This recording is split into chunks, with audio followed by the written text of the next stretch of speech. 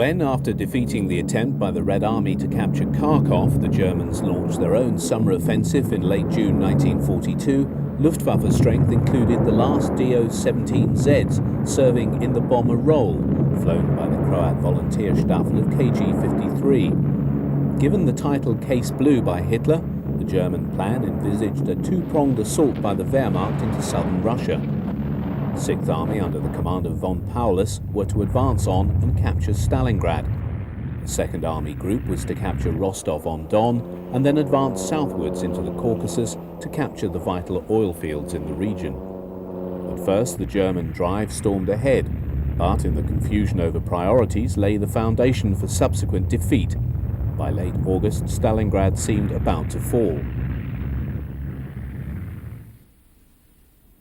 By 1942, the task of battlefield and medium-range tactical reconnaissance in the Luftwaffe on the Eastern Front had been taken over almost completely by Focke-Wulf's twin-boom FW-189. Named the Owl, its large expanse of glazing housing the crew in the small fuselage section saw it quickly nicknamed the Flying Eye. The 189 rapidly proved itself to be highly effective, providing intelligence not just of local enemy dispositions for the benefit of artillery and Stukas, but also of longer-range targets employed for planning the raids of the medium bombers. The heavy losses of bombers in the previous summer and winter in Russia saw their role in theatre as providing support for army operations in the summer of 1942 become even more pronounced. Thus, the few surviving Do-17s, in addition to the Ju-88s and He-111s, found themselves being employed even more as flying artillery in the Crimea and in the southern drive towards the Caucasus oil fields and eastwards to the River Volga. During the early summer, Ju-88s operating with von Richthofen's 8th Flieger Corps were flying up to 4 bombing sorties a day from bases barely 10 minutes flying time from the city of Sevastopol, which was under attack by von Manstein's 11th Army. This intensity of operations also became the norm for bomber units supporting the attempt by 6th Army to take the city of Stalingrad throughout the late summer and autumn of 1942.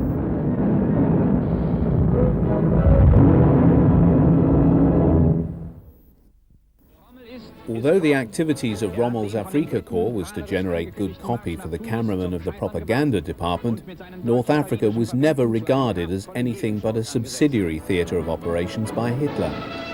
His initial commitment of German forces had been dictated by his need to prop up the Italians rather than from any desire to see German forces involved in the region. Nevertheless, once made, Rommel's forces needed air support. While fighters and Stukas supported the ground forces in the fighting in Libya, the bomber units found themselves tasked with the reduction of the island fortress of Malta. The strategic importance of Malta to the RAF and the Royal Navy can be gauged by the losses their air and sea units inflicted on Axis shipping, taking supplies across the Mediterranean from Italy to North Africa during the last months of 1941. In September, 38% of all shipping dispatched was sunk. In October, 63%, and in November, 77%. Such losses could not be accepted, and in the absence of adequate Italian forces, Hitler had little choice but to send air forces to the region to neutralize the island. In October 1941, Luftflotte 2 arrived in Sicily to join the 10th Air Corps, which had been operating from bases on the island since the previous December. 10th Air Corps had deployed a large number of Ju-88 formations under its umbrella. These had included Staffel from KGs 54 and 77, Kampfergruppe 806 and LG-1. A number of these formations were then transferred to Russia in mid-1941, leaving LG-1 to bear the brunt of Ju-88 ops in this theatre through to 1944. Bombing raids against British convoys were launched, as were attacks on the island itself. These had some effect, for by January 1942, Axis shipping losses had fallen to 20%. April 1942 saw the beginning of a large-scale Axis bombing campaign against Malta. Ultimately, the bombing offensive against Malta was to come to naught due to Hitler's reluctance to order the invasion of the island. Elements of LG-1 also found itself involved in the direct support of Rommel's forces in North Africa.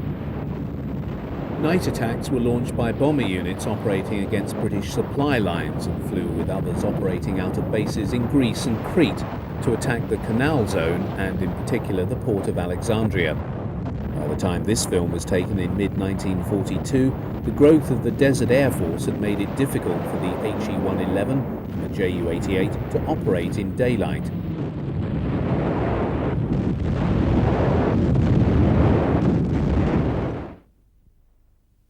An outgrowth of the earlier Do-17Z, the improved Dornier Do-217E, entered service with the Luftwaffe in 1941, first seeing action with KG-40 in the anti-shipping role. Shortly thereafter, it entered service with KG-2, which in fact became the only bomber wing to be totally equipped on the type. Operating out of bases in Holland, KG-2 thus became the cutting edge of the Luftwaffe bomber force in the West.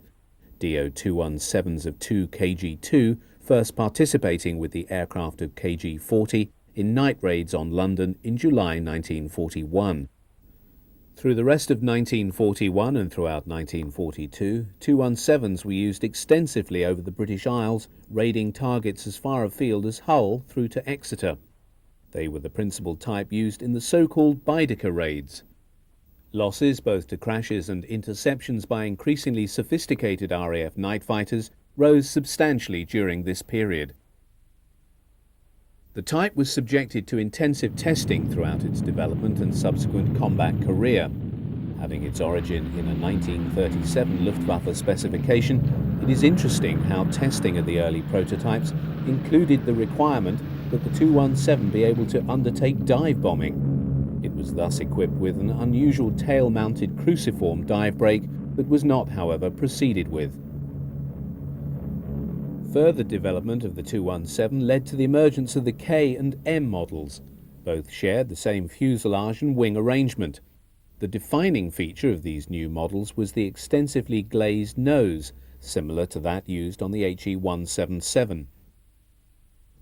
The principal distinguishing feature between the two was retention of the BMW radials on the K and use of Daimler-Benz inlines on the M. Both were used for night bombing, but neither was built in great numbers. Film of the Do-217 engaged in combat missions is extremely rare. Even rarer is footage of the K and M variants. In this sequence, a 217K is seen taking off on a mission in Russia. This was unusual in that very few of the type served there. Although the strength of the Red Air Force had not yet driven Luftwaffe bombers from the sky in daylight, the specialized role of the 217K as a night bomber found it being employed to attack important Soviet targets by night in the run-up to the summer offensive of Kursk in July 1943.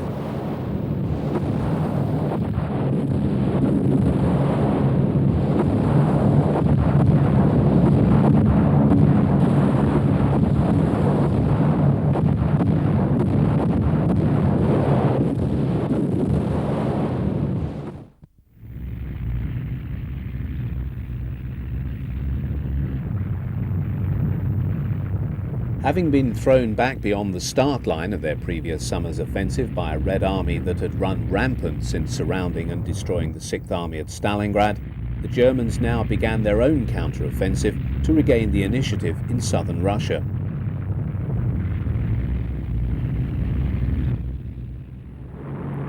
Recovering from the disarray that had afflicted German air operations since December, the Luftwaffe High Command was able to assist Field Marshal von Manstein in the provision of air support for his counter-offensive. By the time the German attack began on February the 19th, OKL had moved significant air assets southwards to reinforce Luftflotte 4 under the command of Luftwaffe Field Marshal von Richthofen. Thus, by the time Manstein's mobile forces had begun their assault, and the overextended Soviet formations driving hard for the river Dnieper, Richthofen had, under his command, some 950 aircraft. This corresponded to 53% of all Luftwaffe assets serving in the east. Ever since his experiences in Spain, Richthofen had emerged as one of the foremost Luftwaffe practitioners of close air support. He now wielded the aircraft units under his command, including the medium bomber Staffel, so that they became totally responsive to the needs of the ground forces. The HE-111s, Ju-88s and declining numbers of Do-17s available to him thus became even more identified with their employment as flying artillery, their targets in many cases being retreating Soviet columns or villages turned into well-defended positions by the Red Army. In the face of such a rapidly changing battlefield situation, photo intelligence of the movement and disposition of enemy forces became a priority. FW-189s of the Recce units were extensively employed in the short to medium range surveillance of the battlefield to garner the information required by Luftwaffe staff planning the next sorties. Very close contact was therefore necessary with the rapidly advancing ground units, and in the absence of radio, the Fiesler Stork was frequently used to take orders to the front line and carry information about forthcoming Luftwaffe operations. The Stork was a highly regarded type.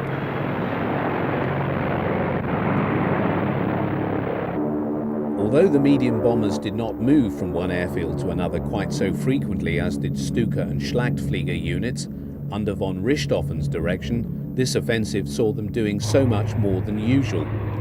In order to maximize their use, he wished all of his assets to be as near to the moving front line as possible to ensure a high sortie turnaround. Tightly controlling his air assets from Manstein's headquarters at Zaporozhye, the Luftwaffe realized 1,000 sorties per day between 20th of February and the 15th of March in support of the army, compared to the January average of 350 per day.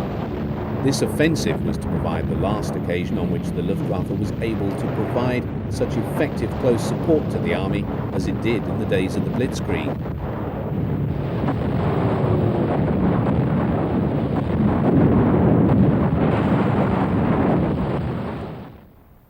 The tangible results of this very close cooperation between the ground forces and the Luftwaffe came on March the 10th, when Hitler visited von Manstein's headquarters. The Field Marshal was able to tell Hitler that since the beginning of the counter-offensive, 600 Soviet tanks and 500 guns had been destroyed, and the recapture of Kharkov was now in sight. For the poor ground crews keeping the bombers flying in the face of such high sortie rates, the conditions that they were forced to endure when carrying out essential maintenance were appalling. Few of the airfields used were purpose-built, and in the absence of hangars, major equipment changes, such as the replacement of this engine on a Ju-88, had to be carried out in the open, come blizzards, intense frosts, and severe temperatures as low as 30 to 50 degrees below zero. Quite often the appalling weather prevented the arrival of supplies and spares, and on many occasions replacing an engine meant cannibalizing another aircraft that had been badly damaged to provide the necessary spares to enable another to be returned to service.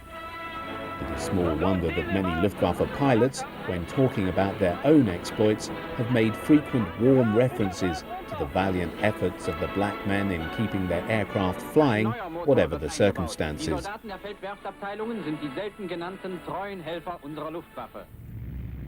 A sudden rise in temperature in the days following the 10th of March had brought the German advance to a halt in floundering mud and raised the fear of a forced and premature end to the counter-offensive. However, the rapid return of freezing weather once more turned the earth back into iron, allowing the SS Panzer Corps and Army mobile formations to resume their chase of the retreating Soviet forces and the advance on Kharkov.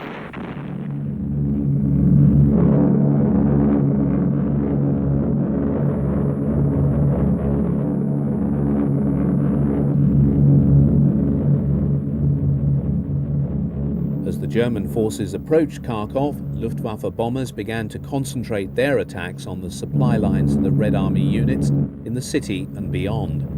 As the fourth city of the Soviet Union, Kharkov was the nexus for numerous railway lines. Those coming from the east were used to rail in supplies and weapons into the city, which Stalin did not wish to see fall again.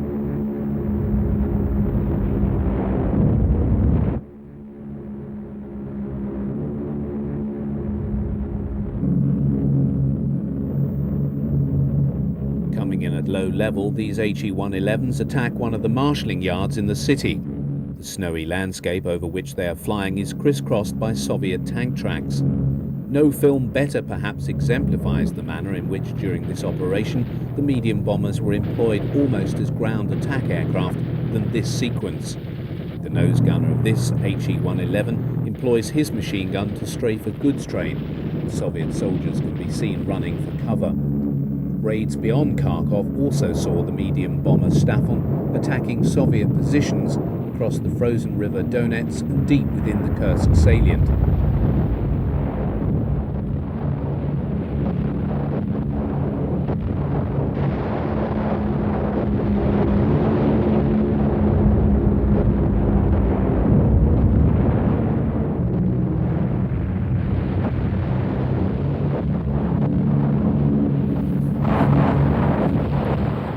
On the 11th of March, an SS division began to enter the western outskirts of the city.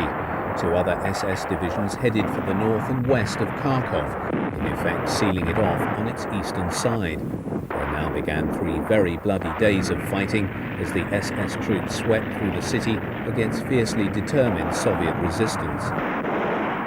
With the fall of the city, all Soviet resistance west of the river Donets collapsed, and Manstein declared his operation complete on the 17th of March.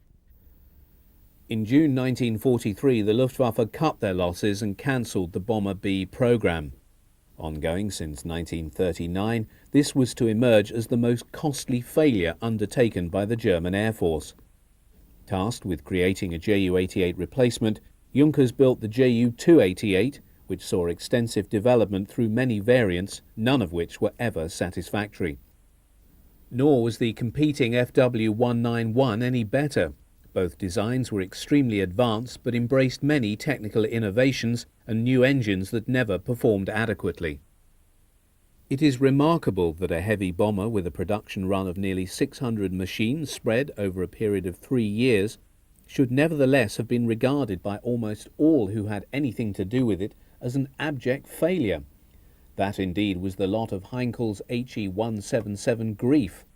Born out of a late 30s specification to provide the Luftwaffe with a long-range heavy bomber, its development was stymied by persistent engine problems. Contrary to appearance, the type was actually a 4-engine design, but the Daimler-Benz engines were coupled, each driving one propeller, giving the impression that it was a twin-engine type. While pilots reported that the handling and performance of this large aircraft were fine, these qualities were negated by the alarming and very frequent tendency of the engines to catch fire in flight. Nor was the development of such a large aircraft in its early stages helped by the ludicrous requirement that it also be able to function as a dive bomber. The first production model, designated the HE-177A1, entered service in the summer of 1942 with KG-40 in France, but was not a success. The HE-177s of 1 KG-50 were rushed eastwards to serve as transports flying into Stalingrad, nor were they a success. In the meantime, the 177A3 had entered production and left it to be replaced by the A5 variant in February 1943. Seen here undergoing maintenance are the coupled Daimler-Benz engines on an HE-177A5 belonging to KG-40. Film of operational HE-177s is non-existent, the only footage remaining of the type showing the testing of the prototypes.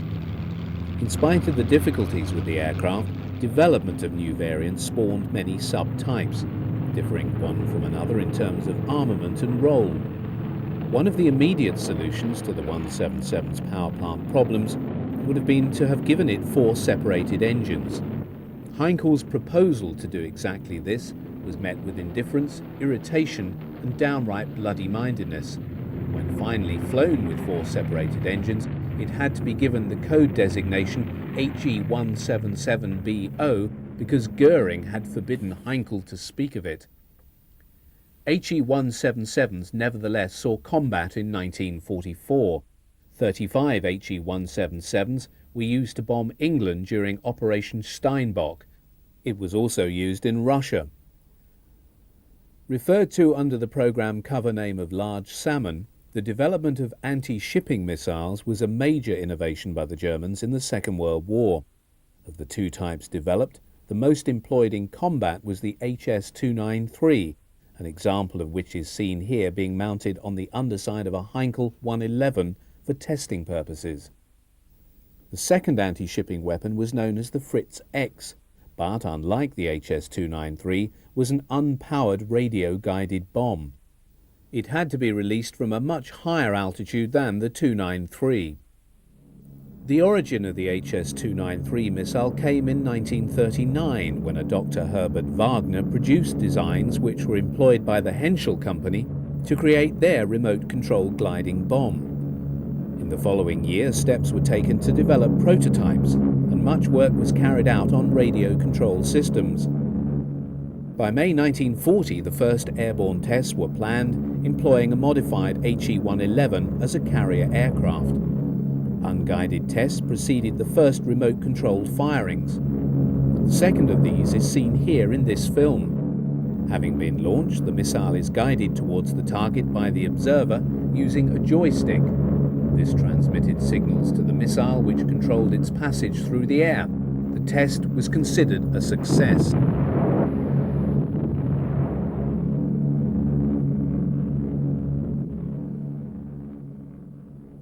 1943 saw the HS-293 deployed on HE-117s with KG-40 in the anti-shipping role, operating out of Bordeaux-Mérignac. It could carry up to 3 missiles. The impact of a strike by an HS-293 on a ship can be seen in this film of a firing of one of the missiles against a 6,000-ton vessel employed as a target off the coast of Pomerania in the spring of 1941. It illustrates the primary limitation of the system in the requirement that the launch aircraft fly straight and level to enable the missile director to observe the flares on the rear of the weapon. It was by this means that he knew how to direct it onto its target. Such a flight path rendered the carrier plane totally vulnerable to attack from enemy fighters and anti-aircraft fire, as was indeed the case.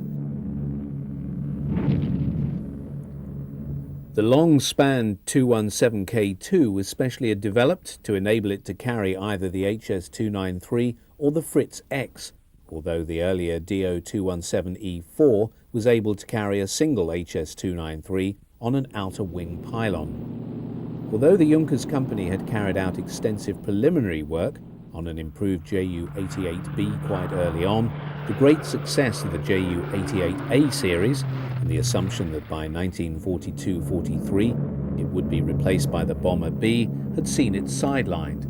The very obvious failure of the latter and the need to supplement and replace the Ju-88 led to the 88B providing the basis of the Ju-188.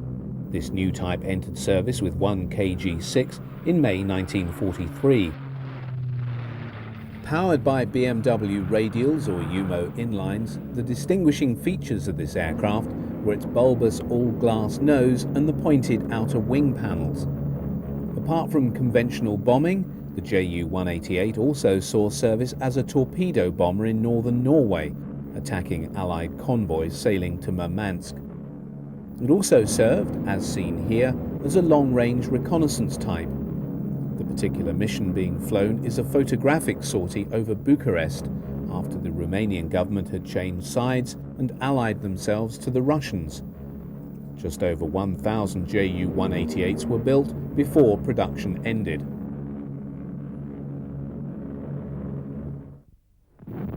Although German forces had been defeated in their attempt to capture the Caucasus oil fields during their summer offensive in 1942, Hitler had insisted that a bridgehead be retained in the Kuban. His intention was that once the military situation elsewhere in Russia had been satisfactorily resolved, German forces would employ this bridgehead, called the Goth's Head, to launch a further offensive to secure the oil fields. By mid-1943, the area was the scene of very fierce fighting on the ground and in the air. Heavy air battles saw the commitment of substantial German bomber forces. The yellow paint applied to the edge of the engine cowling on this Ju-88A4 and the Edelweiss emblem on the nose marks these aircraft out as belonging to the 3rd Staffel of KG-51. The A4 was the most produced of all the variants of the Ju-88 series. Indeed, so numerous was the A4 that by the end of 1942, the 520 in service constituted nearly half of all the bombers on strength with the bombing arm of the Luftwaffe. While weapons or fuel tanks could be carried on 4 external racks mounted on the wing between the fuselage and engine nacelles, those in this film are carrying their bomb load in the internal bay. On July the 5th, 1943, the Germans launched their offensive to destroy the Kursk salient in Russia. Although primarily known for being the arena for the greatest tank battle in history, the air war over the Kursk salient was every bit as vicious and extensive as the ground combat.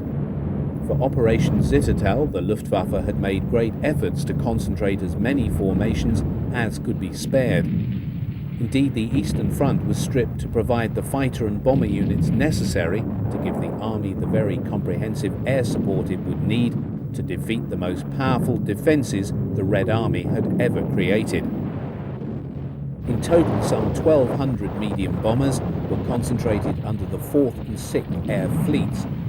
Supporting 4th Panzer Army in the south of the salient were the 1st and 3rd Gruppen of KG-3 flying Ju-88s and the 1st, 2nd and 3rd Gruppen of KGs 27 and 55 flying HE-111s. To the north of the salient, tasked with supporting Model's 9th Army, were the 2nd and 3rd Gruppen of KG-51 employing Ju-88s and 4 Gruppen of KGs 4 and 53 operating HE-111s. In the weeks prior to July the 5th, these bomber formations had been extensively employed in attacking Soviet airfields, both real and false, bombing railway lines and supply routes. They also undertook long-range attacks on Soviet armament works at Gorky and Yaroslav. Once the offensive had begun, however, most of the Ju-88 and HE-111 formations found themselves employed as flying artillery to help demolish the vast fortifications of bunkers and deep trench lines that formed the basis of the Soviet defense system. Given the close proximity of many of the airfields to the actual battlefield, the bomber Gruppen found themselves flying many sorties per day in support of the ground forces. In spite of the massive sortie rate and numbers of aircraft employed by the Luftwaffe, the Soviet defences did not cave in, and as the battle lengthened, the strength of the Soviet Air Force became more and more apparent. German estimates of the strength of the Soviet air power were as much in error as their estimates of their tank strength. With a total of nearly 3,000 combat types deployed for the battle, the Soviets were able to wrest control of the air from the Luftwaffe in a number of sectors. The deployment of a new generation of Soviet fighters over the salient also made the operations of the bomber units increasingly difficult.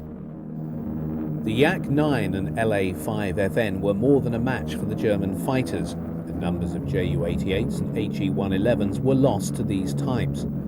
Although the Germans threw extremely powerful forces against the Soviet defences, they did not crack. By the 13th of July, the chances of the Germans breaking through to Kursk from either the north or south was no longer possible.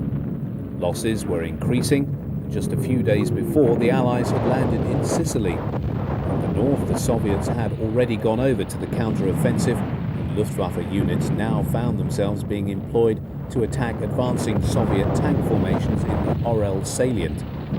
Although Manstein's forces in the south continued to make progress, the possibility of a major breakthrough had now totally receded. Hitler decided to cut his losses and call off Zittertal, for he was concerned to see ground and air assets transferred forthwith to Italy and Germany. Within a fortnight, the Soviets had launched a long-planned-for counter-offensive in the south, and within days the Germans had to relinquish all territory captured since July the 5th.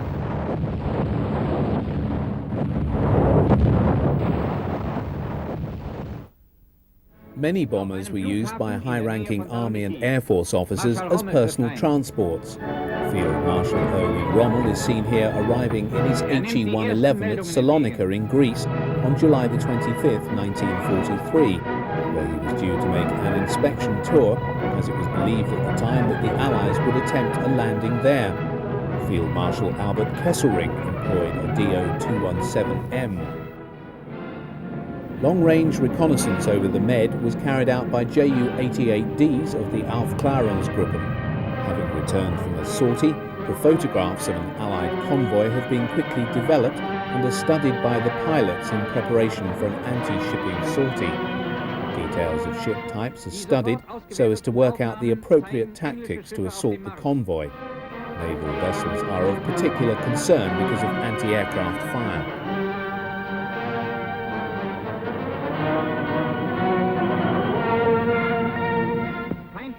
From November 1942, with the launch of Operation Torch, through to July 1943 and the invasion of Sicily, followed by the Salerno landings in September, Luftwaffe anti-shipping units were heavily involved in strikes on Allied convoys. Their difficulties were compounded by the loss of most of the Italian torpedo squadrons following Italy's withdrawal from the war. The Allies landed on the mainland of Italy at Salerno, where very fierce fighting took place. However, a number of pro-fascist units continued to operate their aircraft alongside the German formations. The heavy fighting at Salerno was to be a foretaste of the bitter warfare that would be waged in the peninsula as the Germans made a slow fighting retreat to the north. Seen being briefed by their commander, Major Klumper, are pilots of KG-26, one of the Luftwaffe bomber formations specializing in anti-shipping strikes. By August 1943, aircraft from his formation had sunk 32 vessels in the Mediterranean. Equipped mainly with HE-111s wearing the Wellenmustard camouflage scheme, the aircrew make ready for their sortie, assisted by their canine companions. This operation involves a mixed force of German aircraft and Italian SM-79 Siluranti trimotor bombers, a number of which are being crewed by German pilots. While shown to German cinema audiences after the Allied landings at Salerno and the Italian armistice with the Allies, the actual film of the attack on the Allied convoy predates these events.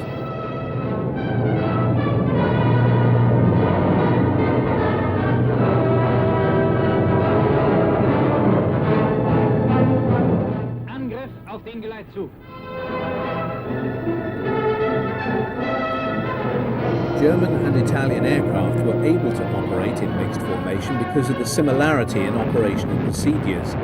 Most, if not all, of the German pilots having been trained in the art of aerial torpedo dropping at the Italian Air Force School at Grosseto. The SM-79 Sparveros had acquired a formidable reputation in this role, as was attested by the Royal Navy, who had often been on the receiving end of their expertise. Whereas the HE-111 could lift 2 torpedoes for a sortie, the SM-79 normally carried just 1.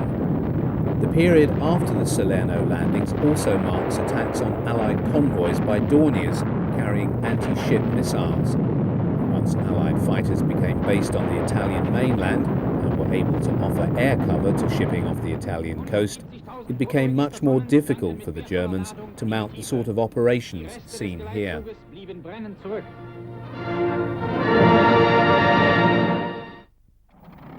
What little film was taken of Luftwaffe bombers in action on the Eastern Front after the Battle of Kursk, more often than not, shows Heinkel 111s being employed more and more frequently in the transport role. On this occasion, towards the end of the winter of 1943-44, late model HE-111s have been loaded with under-fuselage air-droppable containers to fly a supply mission to the encircled German garrison at Kovel in western Byelorusia. These HE-111s carry the powered gun turret on the upper fuselage and a cannon in the nose cone. The supply containers are para-dropped over Kovel, which was under heavy fire from Soviet artillery. The lack of Soviet fighters to contest this para-drop is remarkable, given that the HE-111s are without escort protection and would be extremely vulnerable to enemy fighter attack.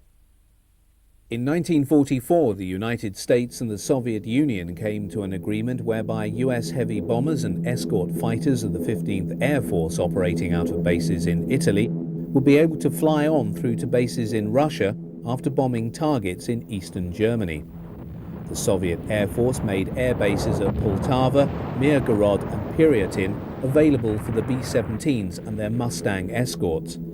In June 1944, bombers and fighters of the 8th Air Force operating out of England took their place. Until the night of June the 21st, the Luftwaffe had done little to impede the progress of the US bomber stream as it flew eastward over Poland.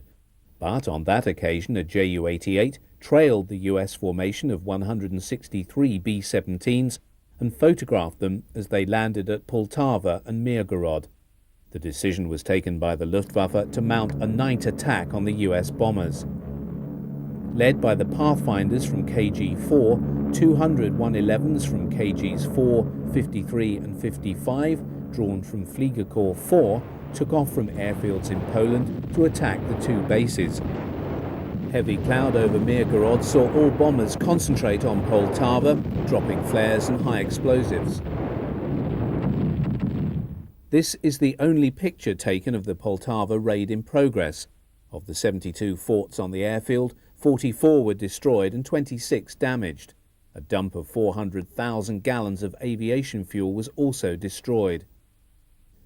Although no bomber units attempted to launch raids on the Allied landing beaches in daylight on D-Day itself, in the days following, sorties were flown by Ju-88s and Do-217s of Fliegerkorps 9.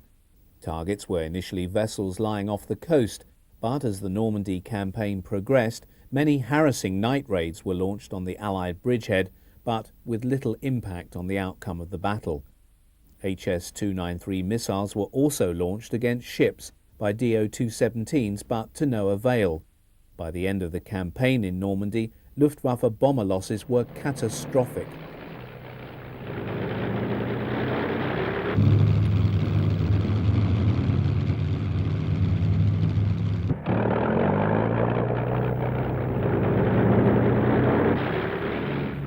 One of the more bizarre roles for which the Heinkel 111 was employed was that of a launcher for the V-1 missile.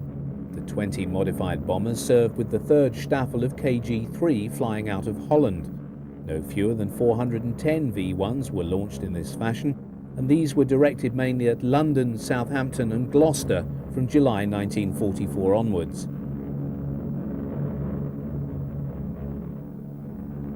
In the very last film taken for the newsreel showing Luftwaffe bombers in action, Heinkel 111s are seen acting once more in the transport role. Their task was to supply the many encircled German formations bypassed in Poland as the Red Army advanced to the River Oder in January and February 1945. A number are used as tugs to pull DFS-230 gliders, whose pilots have clearly accepted that they're making a one-way trip into the beleaguered garrisons. Such was the endgame played by a bomber arm that had terrorized Europe for the previous 5 years.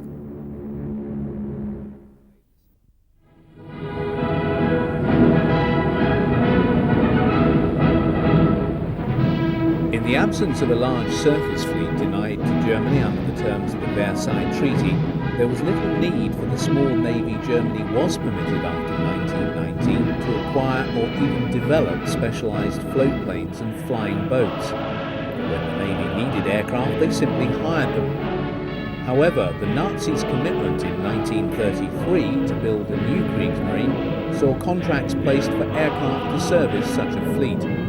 This survey covers the floatplanes and flying boats that were used by the Navy and Luftwaffe between 1933 and 1945. The Heinkel HE-60 was the first single-engine floatplane to see service with the resurrected Kriegsmarine. Seen here being catapulted from the light cruiser Leipzig, the HE-60 was employed as a fleet spotter. Although it was well regarded for its handling on water, its slow speed saw its early withdrawal. Only 38 HE-51 floatplane fighters were built, their service life being as limited as film of the type. Designed by Arado to replace the HE-60, the AR-196 was to emerge as one of the best single-engine floatplanes of the Second World War. First flying in 1936, trials aircraft tested alternative float arrangements before the twin-float design was accepted. The first production variant entered service in 1939, where its fine all-round performance in flight and on the water, allied to a powerful armament, made it very popular with its crews. As with the HE-60, the type was stressed for operation from catapults on the Kriegsmarine's larger warships. In the following sequence, an AR-196 is launched from the battlecruiser Scharnhorst, which, along with its consort, the Gneisenau, is seen operating in the North Sea in early 1939. One of its least publicised activities was its employment in the spotting role by a number of the armed raiders used by the German Navy in the Second World War. Its identity was disguised by its colour scheme and by its lack of national markings. First flying in 1931, the biplane HE-50 was the largest aircraft yet constructed by the firm of Heinkel. Conceived as a multi-role type, the HE-59 was employed for torpedo bombing, naval cooperation and maritime patrol, and could be fitted with either floats or a wheeled undercarriage. When first delivered, the HE-59 was flown in the commercial colours employed by all aircraft serving in the clandestine Luftwaffe until March 1935. Passing through a number of variants, the HE-59 was nevertheless recognised as approaching obsolescence by 1938. With its primary roles due to be transferred to its replacement, the large biplanes received a new lease of life when they were converted into air-sea rescue types. Although designed from the outset to inherit the mantle of its predecessor, the HE-59, Heinkel's new HE-115, was nevertheless obsolescent almost as soon as it took to the air for the first time in August 1937. While undoubtedly elegant, structurally very strong and pleasant to fly, it was nevertheless hampered by its slow speed. In the first production variant, the maximum speed was less than 200 miles an hour. Nevertheless, interest in type from abroad and Germany's need for foreign currency saw the first deliveries going overseas. The HE-115 entered service with the air arms of Denmark, Sweden and Norway in 1939. The first Luftwaffe unit to equip with type was still working up even as war began in September.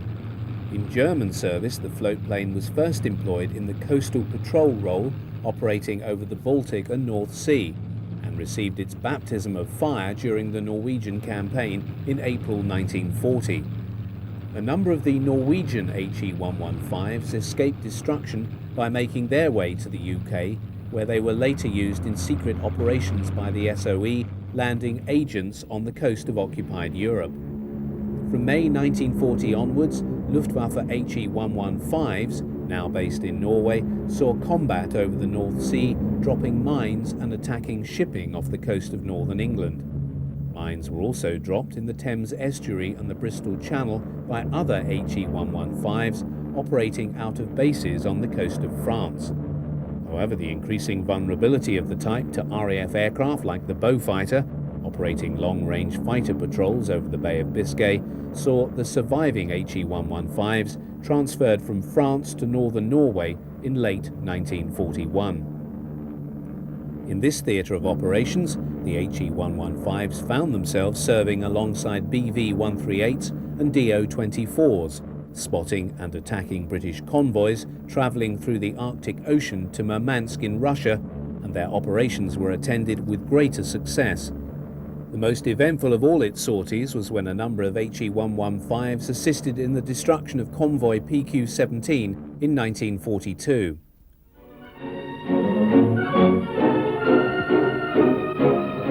Captured on this rare colour film taken in late 1942 are the anti-aircraft defences of a seaplane base near Tromsø in northern Norway. The protected moorings are home to a number of types, including HE-115s of Küstenfliegergruppe 906. The pilots and navigators go over their flight plans before climbing into their aircraft for the latest mission. Also seen is a BV-138 passing a moored DO-24. Against a backdrop provided by the local mountains, an HE-115C1, mounting an undernose 20mm cannon, accelerates across the waters of the fjord and takes off to begin its mission. The BV-138 seen earlier passes overhead, as does the HE-115, which heads seaward to begin its mission. Derived from the earlier Do-15 WAL and designed as its replacement, the Dornier Do-18 saw service with the Luftwaffe between 1936 and August 1941. Although serving in both the short and long-range reconnaissance roles, the slow speed of the type and its poor defensive armament made it extremely vulnerable. Its replacement by the BV-138 saw it transferred to the air-sea rescue role, where it made way in due course for its successor, the Do-24. Seen in a classic sequence of the type in its specialized role of air-sea rescue is the Dornier Do-24. Regarded by those who operated it as a very fine flying boat, it was employed in its allotted role around the seaboard periphery of German-occupied Europe, from northern Norway to the North Sea, from the Bay of Biscay and Atlantic to the Mediterranean and Aegean and Black Sea.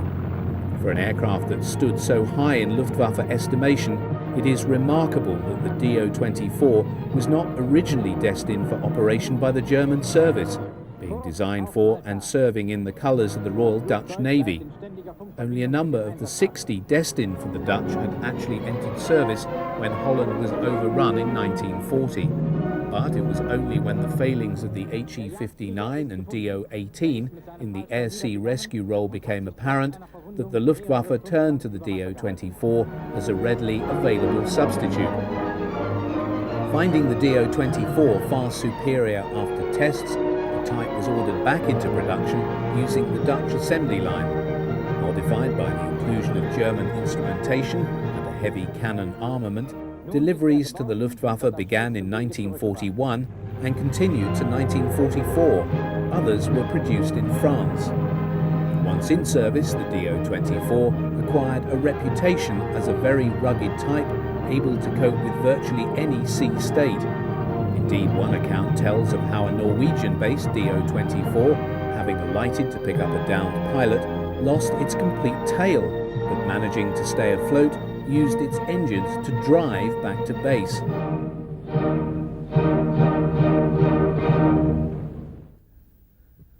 The most distinctive of all German flying boats was the Blohm & Voss BV-138, better known by its nickname of the Flying Clog, awarded to it by virtue of the similarity of its unusual hull form to that of the Dutch shoe.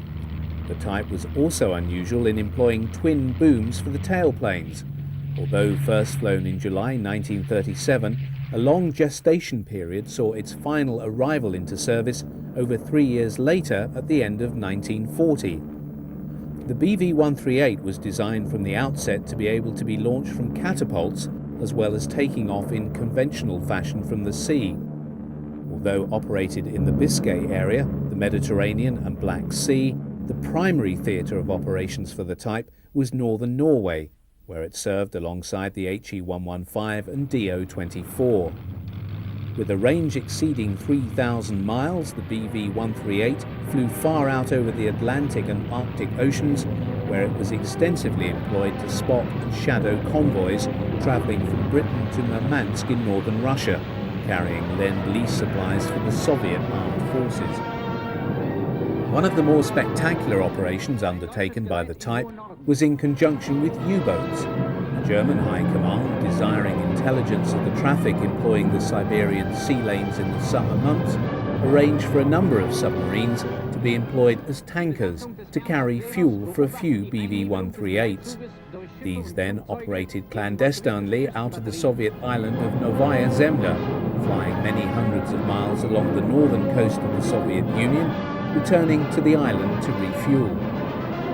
Possessing a heavy armament of cannon and machine guns, the Flying Clog was able to defend itself relatively well in the face of limited opposition, shooting down a long-range Blenheim fighter and a Catalina flying boat shortly after beginning service in Norway. seen in this sequence is one of the rarer operations of convoy protection undertaken by BV-138s in conjunction with HE-115s, the latter of which are laying a smoke to shield the ships from an incoming strike by RAF Beaufighters and Mosquitoes off the coast of Norway. By 1944, the BV-138's slow speed of under 200 miles an hour had led to steep increases in losses. Although originally designed to service a Lufthansa requirement, the military potential of the Blohm & Voss BV-222 became readily apparent when it flew for the first time in September 1940. Converted into a transport, the prototype and the other 12 aircraft of the type that were built had the distinction of being the largest flying boats to achieve operational status during the conflict. It was also used on maritime patrol and supporting U-boat operations in the Atlantic. The design of the even larger BV-238 was initiated in 1940 and was from the outset a military aircraft designed to replace the BV-222 in both the transport and maritime patrol roles. A novel, albeit abortive feature of the design was the attempt to produce a wheeled version of the type for bomber operations. When the prototype of the new flying boat seen here finally took to the air in April 1944, it may not have been the largest aircraft ever flown, but it was certainly the heaviest. This aircraft was to be destroyed at its moorings by strafing Mustangs later in the year. Although other prototypes were building, the program was scrapped. Nevertheless, the BV-238 stands as the foremost example of the varied float and seaplanes to serve with the Luftwaffe under the Third Reich.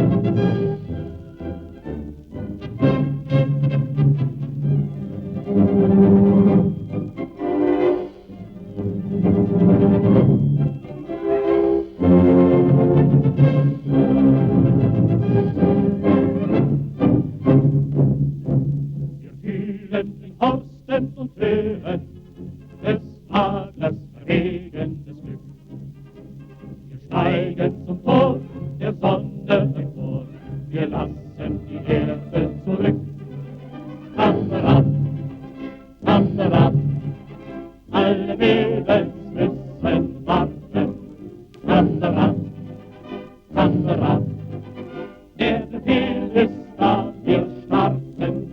Kamerad, Kamerad, die Losung ist bekannt. Ran an den Main, ran an den Main, kommen um England.